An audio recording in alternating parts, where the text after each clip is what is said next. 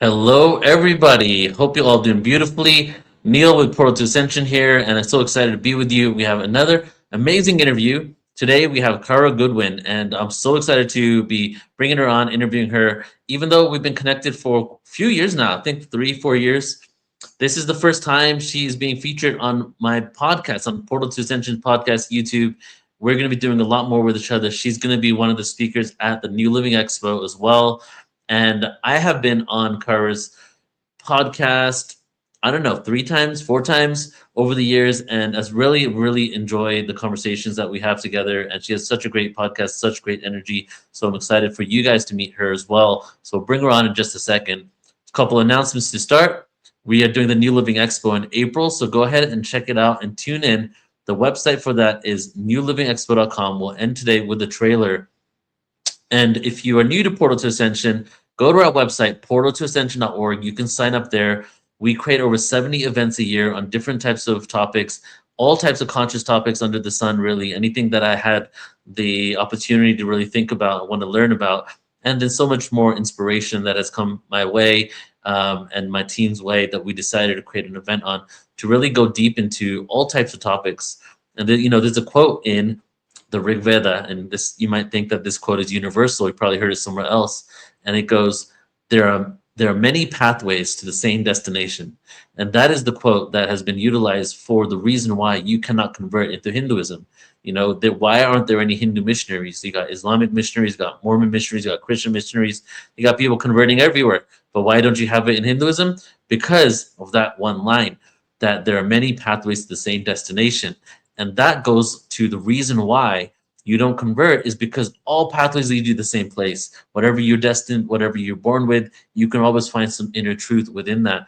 And that's kind of the model I've taken on with Portal to Ascension. There are many pathways to the same destination. What is that destination? It's upliftment. It's, you might want to call it ascension, but ultimately it's the upliftment of humanity for us to get out of this deep slumber where we forgot who we are. We forgot our deepest connection to ourselves, so disconnected from ourselves, and we forgot our connection to the planet, right? Just to get like grounded real quick, besides the ET stuff.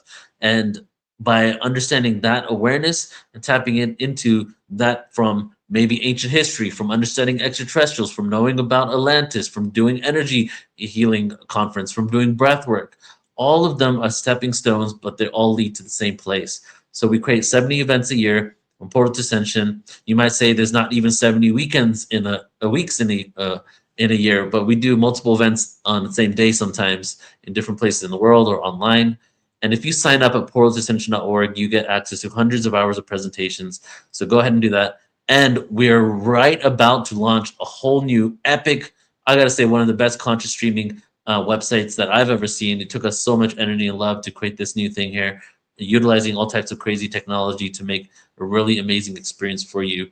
So if you sign up, you get access to hundreds of hours, and you also get updates on everything we're doing. So portaltoascension.org. All right, everybody. So let's get into bringing on our guest today, Cara Goodwin. And a bit about Cara, she's passionate about helping people connect deeply to the magnificent truth of who they are. Through powerful conversations with thought leaders, mystics, healers, and visionaries, her podcast, Soul Elevation, explores the deeper dimensions of consciousness, spirituality, and human potential, inviting listeners to embody a higher reality. Cara's book, Your Authentic Awakening, A Guide to Everyday Spiritual Living, serves as a soul-guided roadmap to help readers align with the true essence in grounded, practical ways. Through sharing mystical experiences and transformative insights, Cara supports others in deepening their spiritual connection and living in harmony with the higher self, even amidst the pace of modern life. While meditation remains a sacred cornerstone of Cara's practice, her work extends into energy healing, multidimensional awareness, and quantum transformation. She offers group workshops, individual sessions, and guided transmissions that help clear energetic distortions, enhance divine communication, and elevate vibrational frequency. She also regularly hosts global online summits and workshops that take this work to deeper levels. And now we get to meet Cara, and also I get to do a live event with her and spend some time in person where she not only is going to exhibit, but is going to get to speak as well at the New Living Expo. So let's welcome Cara. Hey, Cara. Hello. Hello. Thank you so much for having me. I'm so excited to be here with you. Thank you for being here too. I'm excited to have you as well. I'd love to start out, you've asked me so many questions in the past on your podcast, and I would like you just to share with me your journey. What happened in your life to lead you to where you are now? Was there certain milestone moments that created an awakening, like a ripple of awakening for you? Or was there maybe this energy that always existed? You always had some sort of knowing as a child.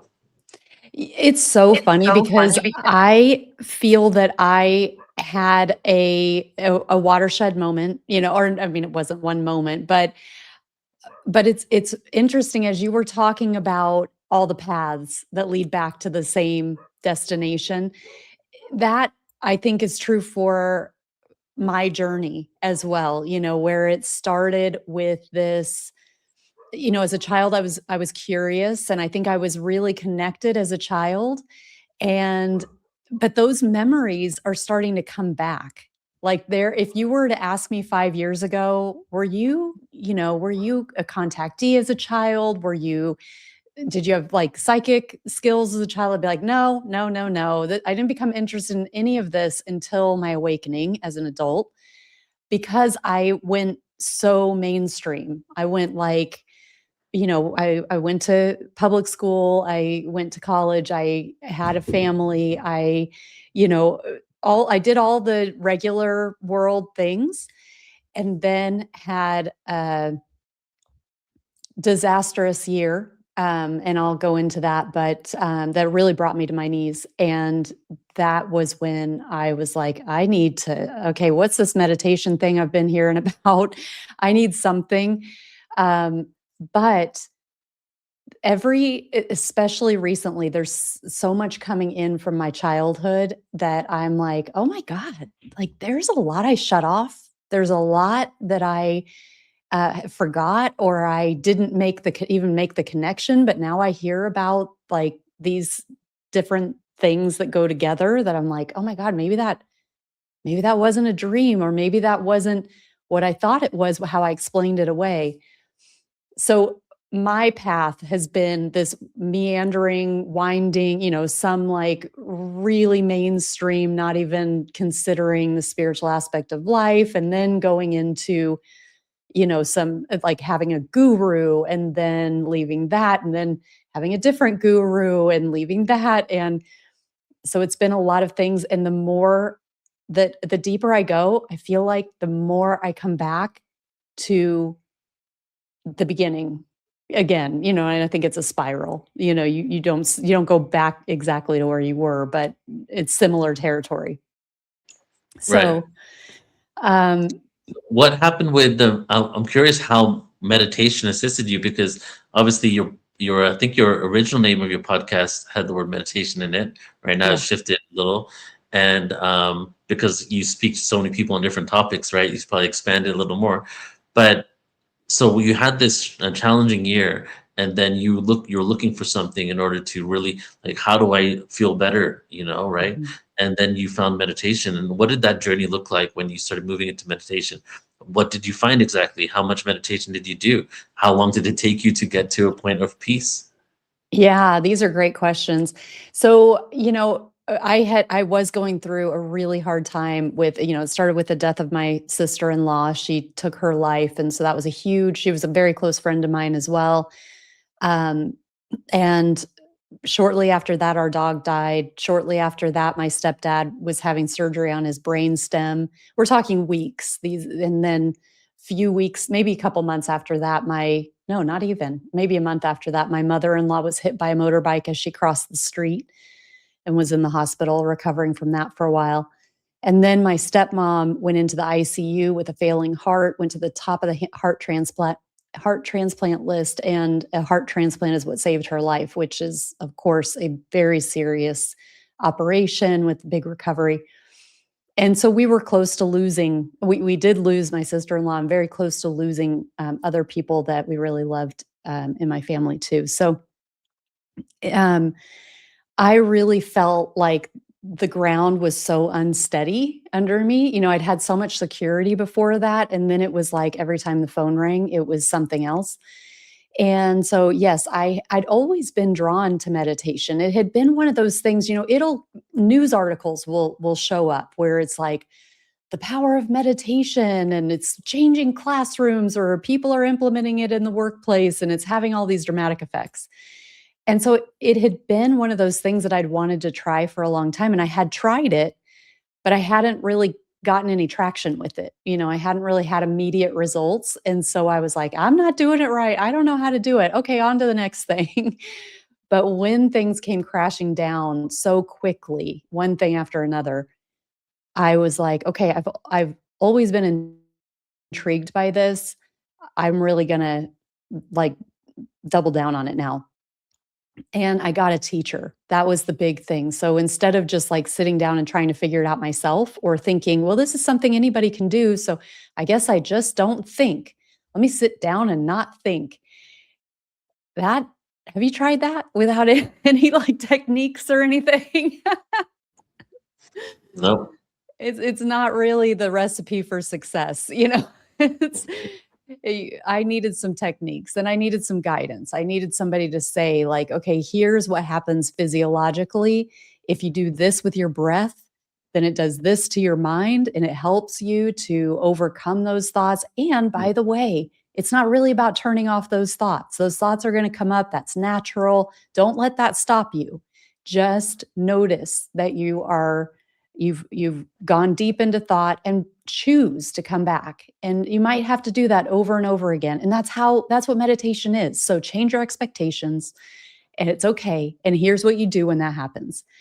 And I got kind of a roadmap. I got a method and that really helped me. And I started small and this is how I guide people too, is like if you're just starting out, the temptation might be do it for like there will be a part of you that's like, I want to meditate and I'm going to do it for half an hour because the longer the better.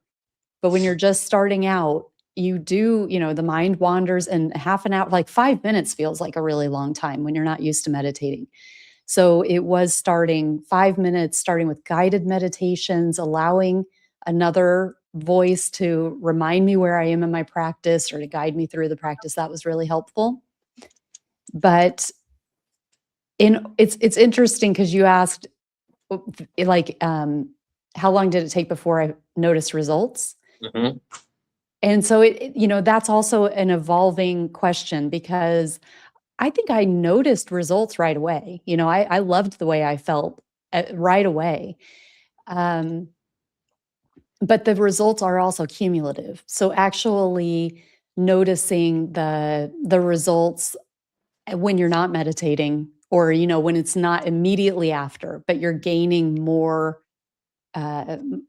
space between a trigger and a response, for example, that can be a good indication of the meditation starting to work outside of meditation, where it's like somebody says something that really would drive you crazy. And Yeah. instead of just immediately reacting, there's a response. There's like a little bit of like, okay, let me just take a breath. Let me not get worked up about this. I'm going to respond, but I'm not going to lose my mind over it. So those things, it doesn't take a hugely long time for that to start to build up if you are wanting to practice every day and it's not just a sporadic, like I'm going to do it, every 6 weeks if I can remember, but rather I'm going to do a little bit every day. And then some of the more mystical aspects of it, I even started to have some of that early on. I remember because I didn't go into it with the intention of really deepening myself spiritually. I was really just wanting to cope. And Mm. at that point in my life, I really wasn't, I was a bit dubious about that side of it. And I remember like the first experience that really touched me in it touched a part of me that wasn't just the nervous system. It touched a deeper part of me that started to awaken was I saw light inside. I had my eyes closed and light started descending down from above me and it came through the top of my head and I was seeing it like from the inside. So I wasn't like seeing myself as a figure. I was watching and feeling this light moving from above me, moving down into my body. And I really didn't know what that was, but it was so moving that it made me burst into tears. It was just so profound. And so that was kind of the first thing, and there were a couple of things in that kind of time period that were like, okay, well, what was that? That was more than just relaxation. That was more than a visualization. But the really like more, out there mystical experiences, those took a few more years of Right. meditation to start to come through. But there are some really sweet memories from those early times. So what I'm hearing is partly what I'm hearing is also that it's not about the length, it's about consistency, right? And just doing it every single day. And I guess on some level, you're telling yourself that you're worthy enough to take this time for yourself. And if you say that you did it like 30 minutes every like 1 week and then 3 weeks later and all this stuff, you're almost telling yourself that you're just all over the place with it, right? You're just giving yourself that feedback.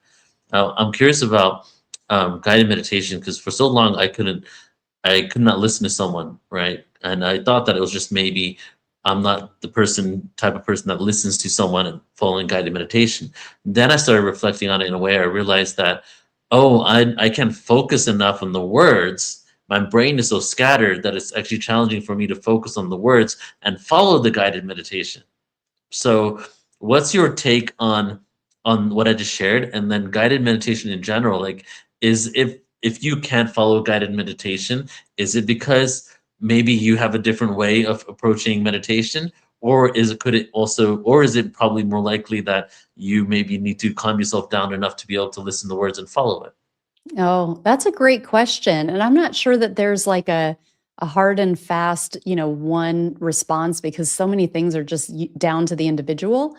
But um I'm really interested that you have a harder time following a guided meditation than not. I would guess you like to listen to meditation or listen to music when you meditate. Yeah, Yeah. binaural beats or silence. Yeah. Um but for a lot of people it's harder that way. Yeah, But the music can help, especially binaural beats or solfeggio tones or something that's got that specific frequency or mix of frequencies in them. But for a lot of people, it's more helpful to listen to somebody because if the mind does wander, then they've got somebody who's kind of reminding with them, emphasis. this is where we are. Um, but the bigger aspect to your question is just about like the right way to do it and how and you kind of answered it as you were talking because it's what works for you. And I know when I started learning meditation when I was getting certified in meditation teaching, the group was very adamant about the right ways and the wrong ways. And you got to make sure that they know that it's not proper meditation if you're listening to music, for example. So I kind of took that approach when I first started teaching, but I found through my experience that that was not accurate. For some people that is a legitimate pathway and it really helps. And so who am I to say that that's not that they're not getting into a meditative state through the use of music, for example, or through, a non-traditional approach. Um, some people find that they slip into a meditative state if they're swimming laps or if they're running or if they're walking, a labyrinth but the point is they're moving their body. And, there's another line of thought that you have to be seated and you have to be, Right. all of these rules. And so I know that it's important for you to honor all the different paths and all the different ways. And that's something that applies to meditation as well, where there's a breadth of techniques. And if you feel like you're not a meditator because you haven't been successful with it, or you haven't felt successful like me before I got a teacher and got some methods, um, there are so many other methods. Maybe you've just tried one method and you haven't found the right thing that resonates with you yet. And it is a skill as well. So also recognize that the more you do it, the better you get at it. A lot of times, just like I was saying, when I didn't really know what I was doing, I expected that I'd be great at it right away, not realizing this is a skill just like learning to play an instrument, where you can like pick up a violin and, put the bow across the strings, but if you haven't been taught and practiced how to actually make music with it, Yeah. you're not going to get it. Should a person, the another quote, I think it's a Buddhist proverb, some type of proverb, you about digging holes to find water, and if you dig a bunch of different holes, you'll never go deep enough to find water, right? So do you apply that to meditation? Should you stick with one thing, one type of meditation, or what if you change it like 4 times a week? You meditate 5 times a week and you do 4 different meditations. What's your take on that? I'm sure you've experimented with different meditation techniques. So what do you Yeah. feel? I think early on, like when you're just getting used to it, then being consistent with a practice that, is also consistent is really helpful, because you can go deeper in it. Once you've been doing it for a little while, I like to try different things and to explore. And I think it's so much down to the personality. I'm actually learning a lot about astrology right now, and it's making me really appreciate how, the different archetypes and just how people are so different. They're motivated by different things, they're stimulated by different things. And our spiritual journey is a journey of understanding who we are and how we tick, what we enjoy. And I know for me, like if I do too much of the same thing over and over and over, it gets really dry for me. I don't Yeah, get enjoyment out of it. So I also I think there's something to be said for getting to the point where you're expanding your meditation out more and more, so that you don't necessarily have to confine a meditative state to the same time, the same place, the same circumstances. Like, oh, if I'm going to get in a meditative state, I have to be on my cushion. I've got to have these sounds in. I've got to take this many breaths. That's how I yeah, get into a meditative state. Ideally, you're able to slip into that easier and easier, so you can utilize it more, during your day to day. So I think there's different value for different right. approaches at different times. Yeah, I feel that, especially in today's world with so many different types of techniques, modalities, and meditation is more of a state than an actual technique. The techniques take you to the state, but there are many different ways to get to that state. And I guess from the olden days, like ancient India meditation or whatever, there was a lot of people that were saying this is the only way to meditate, you know? Yeah. And even though I do think Buddha's technique, Vipassana, is the best one, yeah, because it's a straight up science, I've experienced it. But even he was saying this is the only way, this is the technique, right? Yeah. So I would love for you to now share about, say that you want to meditate and you sit down and then your brain just keeps shouting and you just want to leave, you just want to get up, you just want to get up. How do you fight against the desire to no longer sit there and having to go and do something, or a thought comes up and you immediately want to, because we're so reactory in this world today, we want to, when something comes up, we have lack of impulse control, we want to go ahead and do it. And I'm speaking from experience. I'll be sitting there meditating, I have a thought, instead of finishing meditating, I'll jump on my computer to go and actually do what I just said, to move forward the needle to some sort of goal that probably would have still reached no matter what. Yes. So how do we fight that urge and to sit? Yeah, I have this come up too. I'm in the modern world and I get inspiration and I'm like, "Oh my God, I don't want to forget this." A lot of times what I will do is recognize that I am feeling antsy and that I am feeling like my mind is, because it's really, for me, it's more about my mind getting away from me and me really kind of taking that train and being like, okay, now I'm in this where I've got this inspiration, I'm working on this inspiration, and in my mind, I'm kind of like following that thread instead of like coming in and being present with my practice. Um, every once in a while, if I really think, oh my gosh, I have to remember this, then I'll make a note in my phone and just to get it, just to kind of park it and be like that way that it's there and I don't have to like feel like I have to carry it with me during my meditation. But again, I think it comes back to that um, through meditation, we have the opportunity to become masters of ourselves. And so that is mastering our minds, mastering our energy bodies, and it's a practice.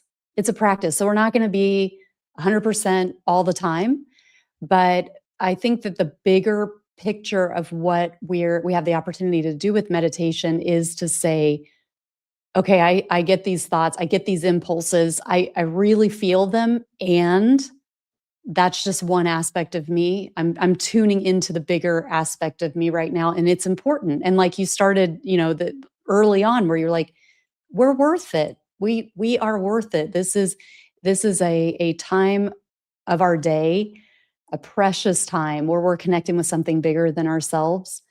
And it is precious, it's important, and we owe it to ourselves to nurture that and to not let that kind of human, a lot of lineages will call that ego, where it's that the human, the temporary, the personality aspect of ourselves that gets in the driver's seat. And it's really normal for that to happen. And we can remember who we actually want in the driver's seat while we're meditating and to say, all right, get back in the back seat. It's okay. We'll do that later. Now let's get into how the multidimensional awareness came for you. And I feel a lot of people, it comes in different ways and a lot of times in meditation, but you actually had a deep meditation practice more so than maybe most people that start being into galactic history or UFOs or something like that. So what was the moment for you? I know you have experiences, but when you're like, wait a second, I'm connecting with something beyond these dimensions. And did that have some sort of extraterrestrial connection to it too?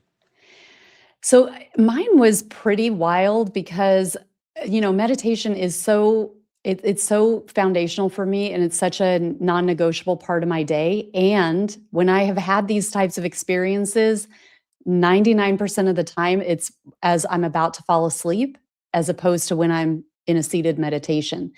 And the first time that it happened was, I want to say it was like 2 weeks maybe after I had sat with the Mitchell Hedges crystal skull. Are you familiar with the crystal skull? Um, and I didn't really even make that connection right away that it was after that. And that had happened more or less accidentally. It was like a byproduct of another reason that I was in that area and with those people, with Ruben Langdon, if you know Ruben from Interview with Ed.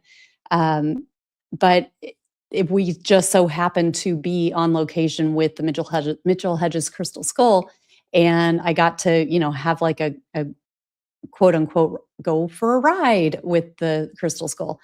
And I then, like 2 or 3 weeks later, had my first like seeing the Matrix, let's say, where I'm like, whoa, this is wild. And that was a very long process. It was at that hypnagogic state where you're not asleep yet, but you're on the edge.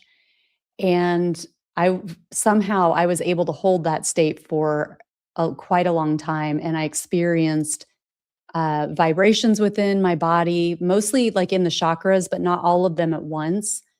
And then I started to my consciousness started to exit my body, but I knew that I kept kind of coming back in to check, like, wait, am I somewhere else? Like, where's my body?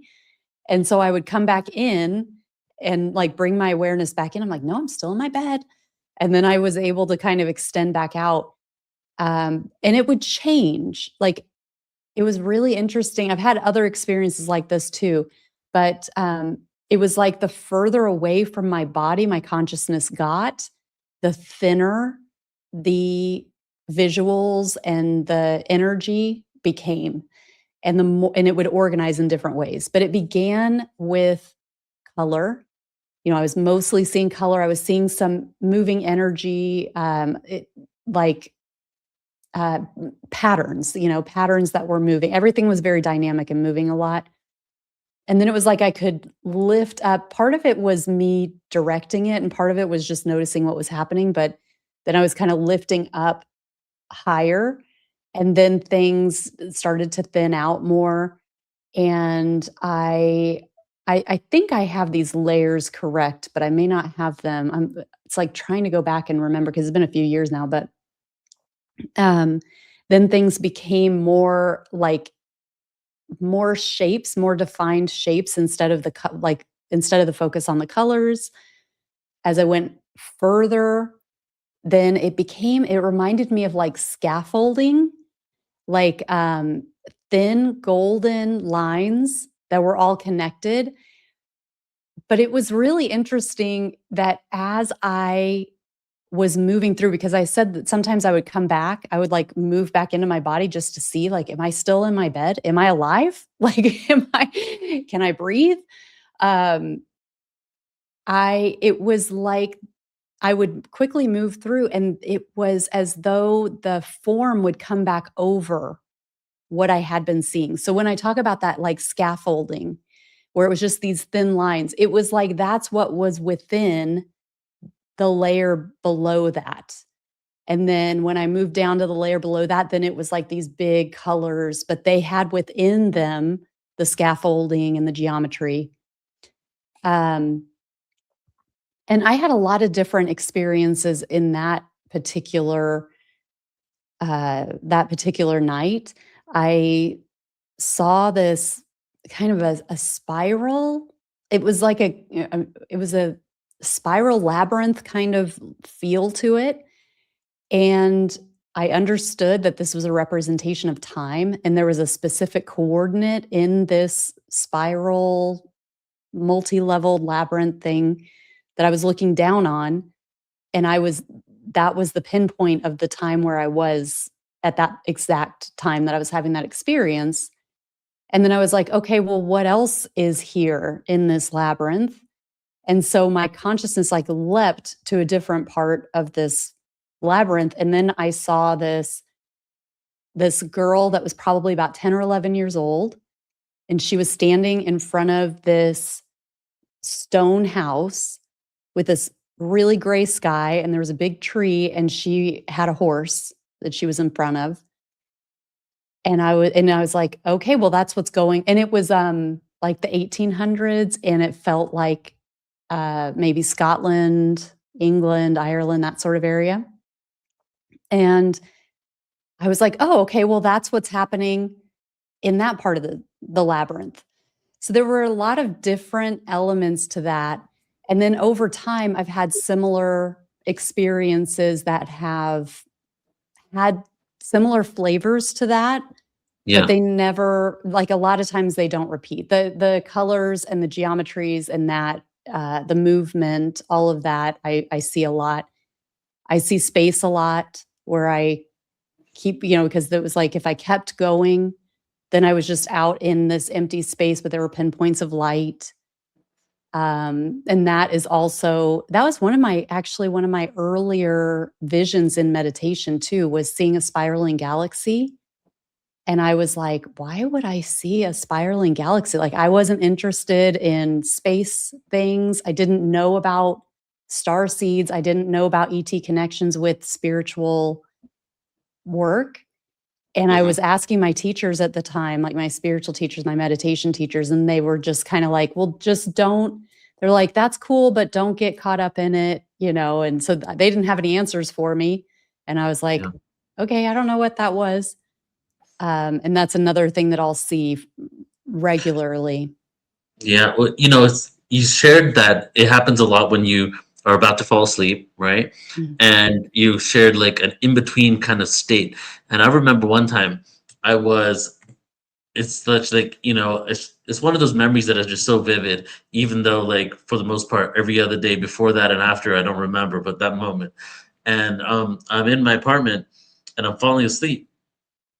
and it's like it's only like 5, 6 o'clock. I'm like on my bed, and I'm like dozing off, and then all of a sudden I'm standing at the front of my door, and there's two people talking, and they're about to knock on the door, and then somebody knocks on the door, and I wake up, and I open the door, and there's two people out there, and it's like I actually shifted out of my body, and I did a interview this morning with like one of the biggest dream specialists in the world, Teresa Chung, and she spoke about it and said that the in-between sleep state is one of the best places for dream time interpretation and connecting with your dream state and to other realms and dimensions. So it seems from what you experienced there, in between sleep, the in-between phase, right? Literally in Mhm. between dimensions.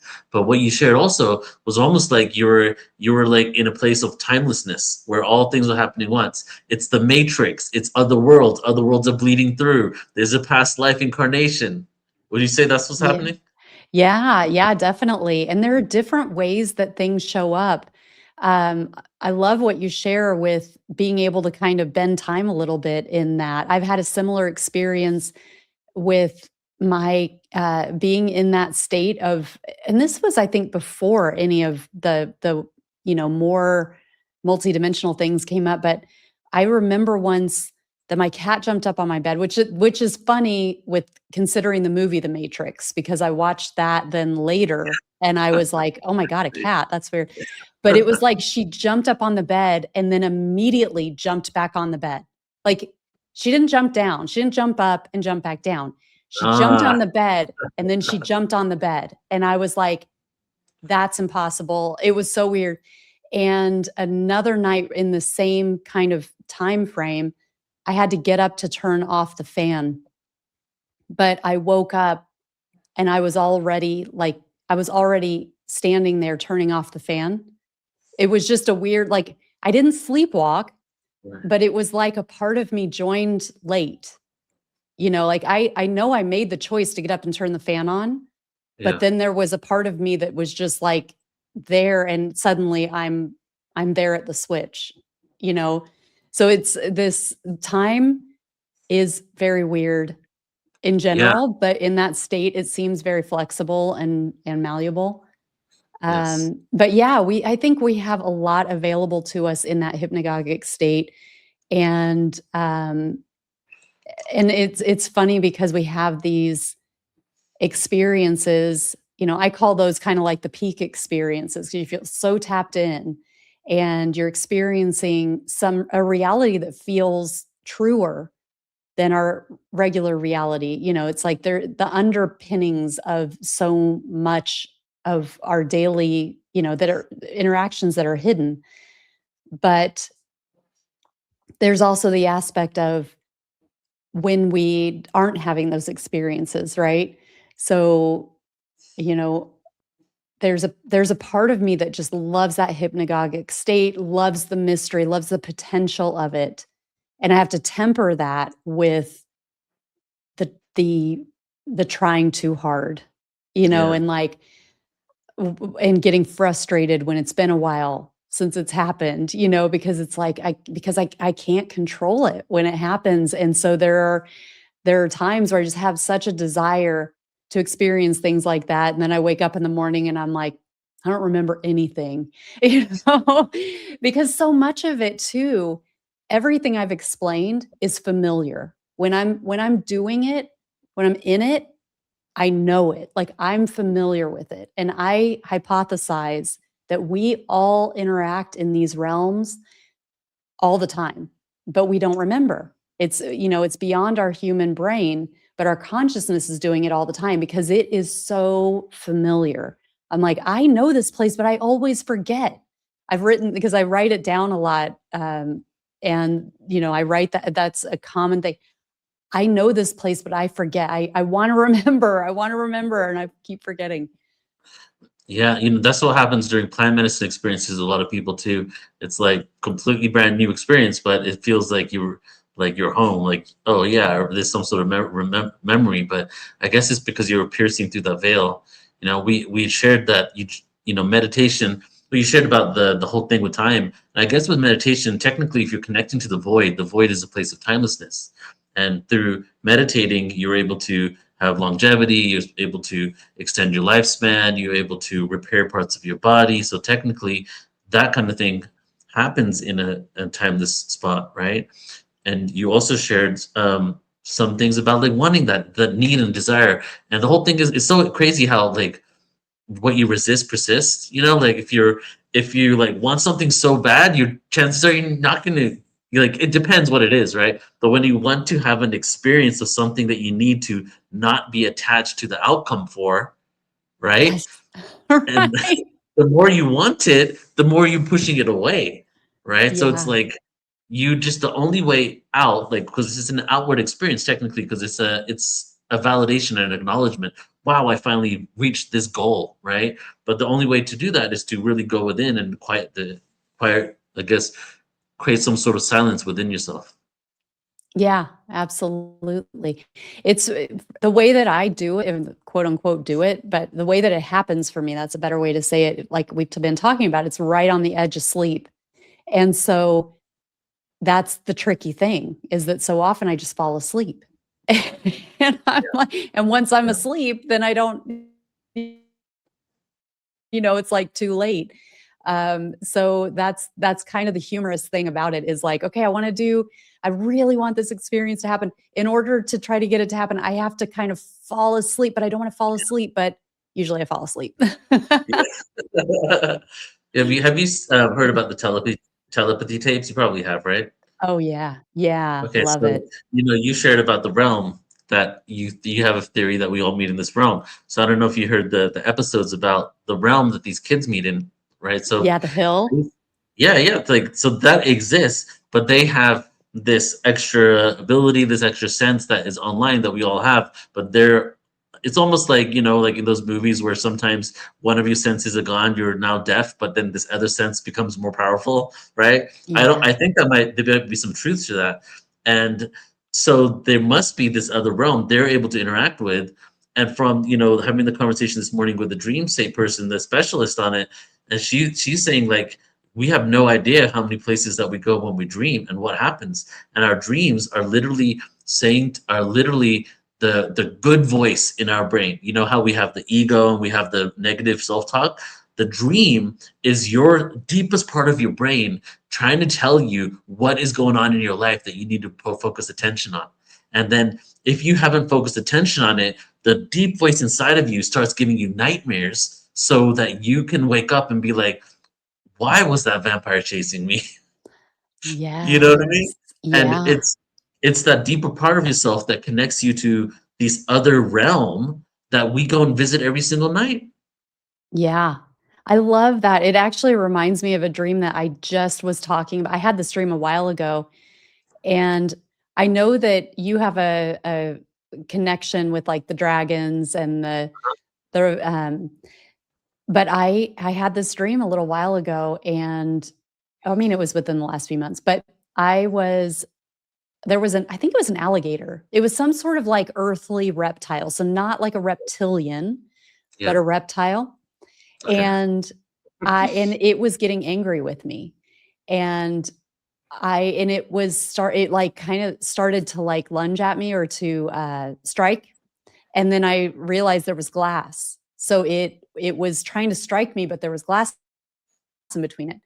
And I had been having at that point, I am also a content creator. So I know we are in very similar worlds and we're exploring things, and we kind of sometimes need to dance around what it is that we want to say, right? Because we need to be careful about being shut down for not obeying the status quo, Yeah. you know, and so I think that had been on my mind just about like um navigating that terrain.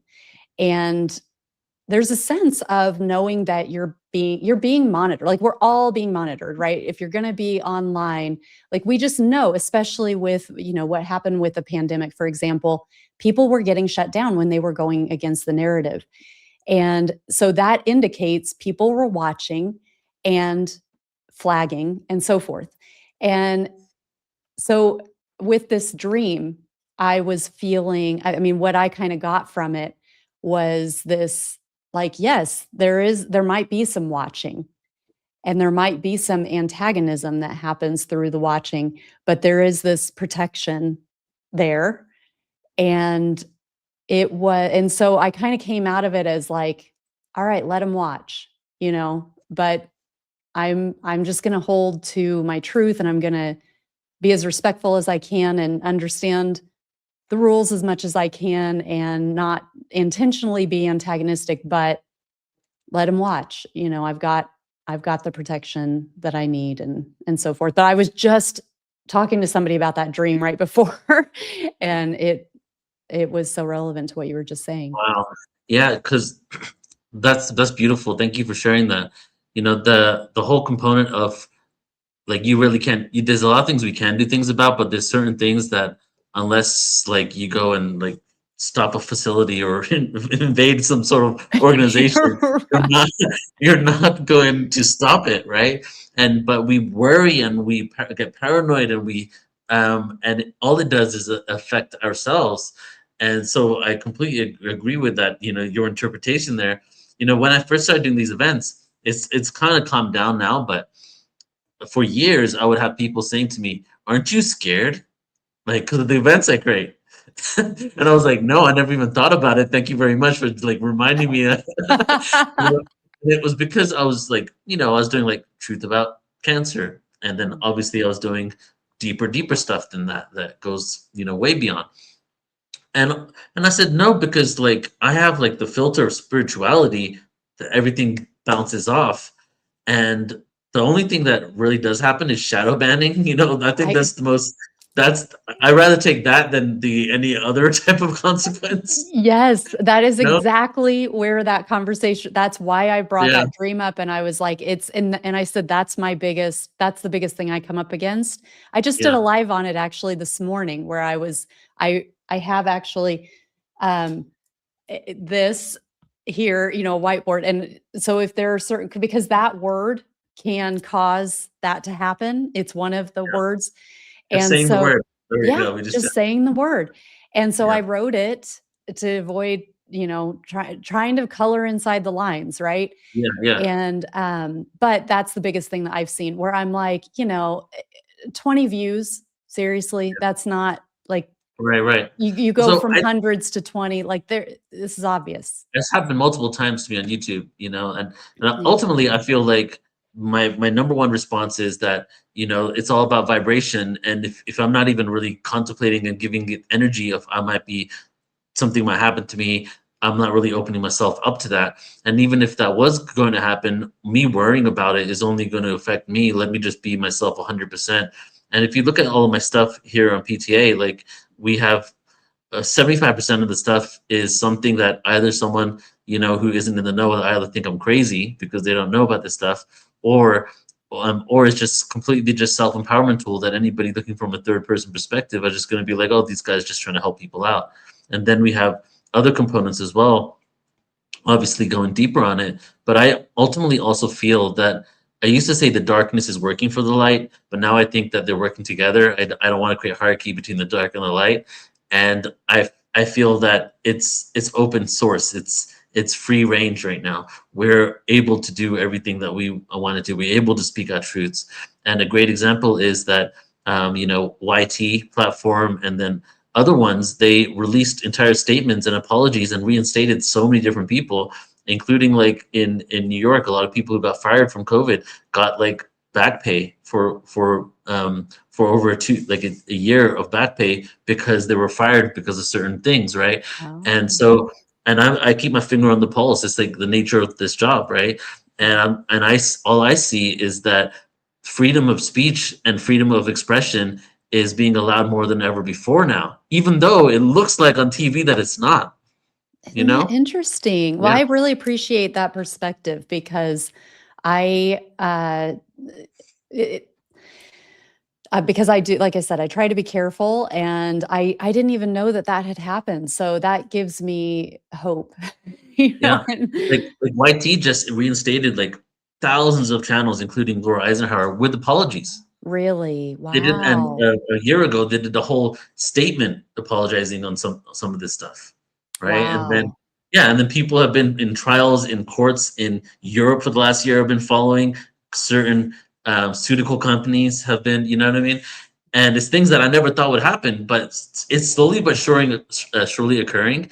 And right now, it's just time for us to say our truth. But there is the algorithm, and things are just coded in the algorithm. There's not a lot of times. There's not someone behind that. There's just Right. like what has been coded that does well and doesn't do well. You know that they Yeah. support or they don't support. Yeah. Absolutely.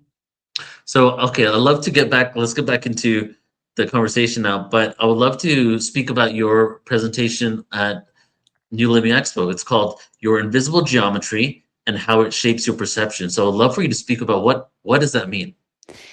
Yeah, so this goes back to one of those heightened, expanded states that I experienced, and I started to see that there were I could see these geometries, but they were complex, and there were a lot of them, and that I could change them. So it was like an overlay. It was like an energy overlay, and I was noticing that they were changing based on what I was doing in my brain. But I was also could relate what I was doing with my brain with, like, my level of awareness, my attitude, and so forth. So I was noticing this energetic overlay and how it related to my basically my thoughts. And so this was only one experience that I was actually experiencing the energetic overlay, and I've got this kind of theory from that about that we have this energy that we see through, that we physically see through, and how it is connected with our thoughts, and then how it can become distorted and how it can distort what we experience. So I'm going to go into that, and then things that we can do to kind of tighten it up, clear it out, and so forth. So there'll be practical aspects to it, but I'll go deeper into what I experienced and how it relates to our energy. I'm very interested in sacred geometry, and I see things. That's one of the easier things for me to kind of see clairvoyantly is geometry, or one of the things that will come to me faster. And so I see it as there being this like geometric component to that energy overlay, and that we can work with it, that it is creating our reality all the time. Yeah, I love that. So there's the energy field, it can get distorted, it's connected to geometry, and then what ways we can kind of like harmonize the energy field and the geometry in order to reflect back on us. And I feel that, I mean, everything on the cellular level, even the subatomic level, is geometric, right? So we're just created and surrounded by geometry. And in essence, maybe the light source of consciousness is reflecting through geometry to create all physical reality, right? And Yes. we have the abilities to harmonize and create that geometry in the way that we want it for our lives, right? Exactly, exactly. You know, I had one of the experiences that I had, that was in that hypnagogic state, was I went into space. Again, I'm in my bed. Well, actually, I was in a hotel at that time, but I was in a bed, and I went out into space with my consciousness. And then I noticed these huge silver um, lines, and then they started as they got into focus. I could see they were gears. They were these huge gears, and they were vertical, and they were rotating it was just interesting how they kind of came into focus, because it was like, oh, there are those lines, are there lines here? And then it's like, wait, those, they have a shape. And then it was these huge gears that were all connected. And then after a little while, I started to see my familiar spiraling galaxy that I'm used to seeing, and it's spiraling around, and it's like horizontal. And then those two things started to converge. They started to come together, and they became a X and Y axis, like we're used to seeing in algebra class. And then I could see that my human body walks anywhere that I'm going throughout my life. I'm creating a Z axis as I move through time and space. I am moving along a Z axis. And there was this component of my eyes bending the light into that time space like matrix. I mean, it didn't look like a matrix in terms of like a grid that kept kind of moving, but it was more these axes. But I was just given the information like as you move along the Z axis, your eyes are creating the reality through the bending of light through the eyes. And that is actually constructing the reality, which was pretty interesting from that perspective to be like, wait a minute, my eyes are creating everything around me. And yes and no. But I think the bigger point for it in that experience was that you can have any sort of level of experience within it, right? So you can be looking out of it and everything you look at is shit. You know, it's just terrible. Everywhere you look, it's just heartache and makes you angry and you're afraid and there's a certain quality to the light and the way that it is bending in your eyes. I still don't really totally understand the bending part of it, but that was how it was conveyed. Or you can be in the same experience, the same reality, and everything that you're looking at is amazing. There's opportunity everywhere. And you're excited about everything. And it can be the same experience, but it's the way that your eyes are bending the light. Right. Wow, that's beautiful. And there's so many scientific components to what you're sharing, and just to share a couple of what I'm getting from this. First of all, your eyes actually have cones in it that flip and bend the light upside down because you're seeing everything. Your eyes actually process everything the other way around. So you're actually upside down. And then it has cones in it that flip it. So that's what's occurring in the eyes, right? And then the other thing is one of my beliefs and theories is connected to simulation theory, is that like we're like basically holograms. What's a hologram? It's light fractalized that's vibrating at such a high speed that it looks solid. That's what a hologram does, right? If you get a real hologram, it's light going this fast. That's why you think it's solid, because it's going so fast.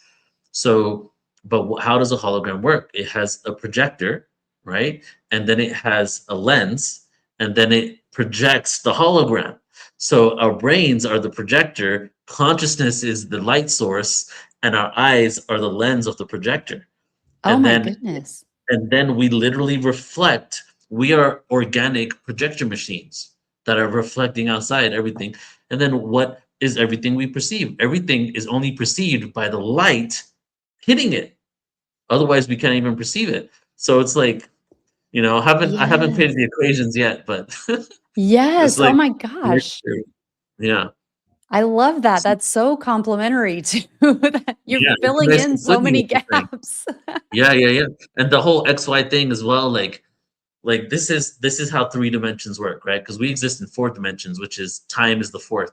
So you have length, width, height, right? Length, width, and height, Mhm. three dimensions. And those are the axes, right? And the fourth dimension is the positioning of an object within the three, moving across the axis. So without an Yes. object, you have no linearity and no time. You can have three dimensions, but it is nothing without the object that moves through it.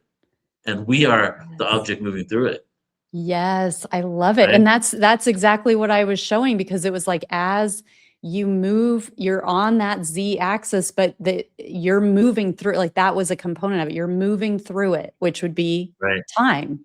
Like you're moving through time on that Yeah. Z It's axis. it seems a lot of your experiences, including the in-between phases, are all, and geometry for sure, is literally seeing the veil of the matrix.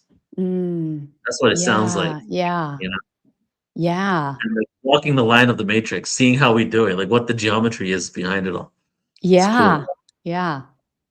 So I'm excited to bring, and I'll have a booth as well where I'll have my book, but I'm also going to have some of my sacred geometry drawings available too for sale. So I'm so Beautiful. excited, and I'm going to be there. I'll be speaking on Friday. So I hope everybody will come and see me on Friday. I think it's maybe at like 11, or would that be right? I have the schedule right in front of me. Okay. You are speaking. Well, we don't start that early on Friday. Let's see Oh, here. okay. I'm one of the earlier ones. Yeah, Maybe you're it's on at 4 p.m. You're 4 oh, p.m. 4. Okay, so I wasn't even close. But Yeah. but Friday for sure. And it'll be 11 o'clock somewhere. Well, I'm looking forward to it, Kara. And before you head out, are there any final things that you want to share with us? And then also, where can people find out more about you? I know, tell people about your podcast. You do individual sessions as well, and whatever else you may have coming up. Yeah, I have a great event with Kimberly Meredith coming up at the end of March that you can find on my website, karagoodwin.com. I've got the, a well, I can't announce that yet. It's not ready to be announced. I've got other things. So go to karagoodwin.com and I'll keep having more announcements as they develop. And then all my podcast episodes are on soulelevationpodcast.com. And I'll be at New Living Expo and I hope to see you there. Thank you so much, Kara. So good to have you. Finally, we get to do this now and have an interview with you on PTA. So appreciate you. Thank you for all you do. You're such beautiful energy, and I always love talking to you and connecting with you. Thank you so much for having me, Neil. Thank you for everything that you're doing. I know that you're doing a ton to get the New Living Expo and then all the events that you have for Portal to Ascension. And I'm so grateful to Thank be you. friends with you and to have this time with you today. Yes, thank you so much. Take care, Kara. Thank you. All right, everybody. Thank you all so much for tuning in. And just close out with a couple more announcements. We have not only our YouTube channel, but we also have our podcast. In case you didn't know, there's audio only. You can listen to it on Spotify. You can listen to it on Audible, Pandora, all those. And also, Spotify is actually about to release their own version of YouTube called Spotify Videos. And there's 6 million podcasts on Spotify, and 3,000 podcasts won the golden ticket to be the first ones. And guess who one of them is?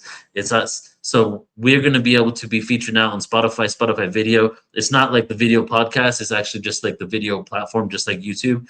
So you'll be able to tune into us there.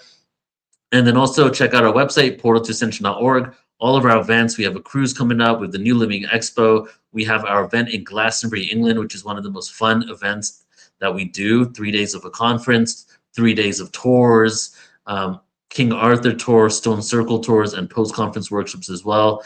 And you can find all of that at portaltoascension.org. So thank you all so much for tuning in. Love you all. Have a beautiful rest of your day. Bye-bye.